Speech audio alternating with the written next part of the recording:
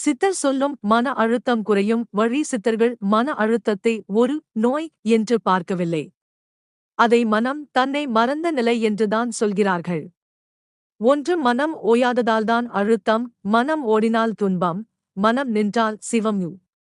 திருமூலர் எதிர்கால பயம், கடந்த கால சோகம், பிறருடன் ஒப்பிடுதல், இவை மூன்றுமே மன அழுத்தத்தின் வேர்கள்.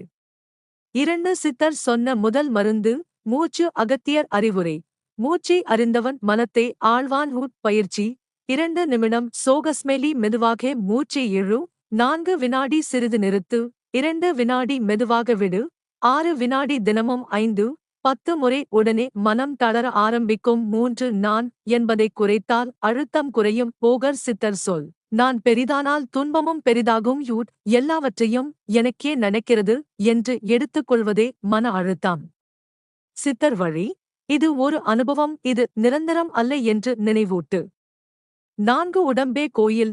உடல் கவனிப்பு: உடம்பை காக்காதவன் உச்சி சிவனை காணான். திருமூலர் மனம் உடம்பின் அடிமை. தூக்கம், சீரான உணவு, சற்றே நடை, யோகா, இவை இல்லையெனில் மன அழுத்தம் தவிர்க்க முடியாது. 5 அமைதி மந்திரம். சித்தர் வழி: தினமும் காலை அல்லது இரவு மெதுவாக மனதில் சொல்லுங்கள்: நான் இந்த மனம் அல்ல. இதை பார்ப்பவன் நான்.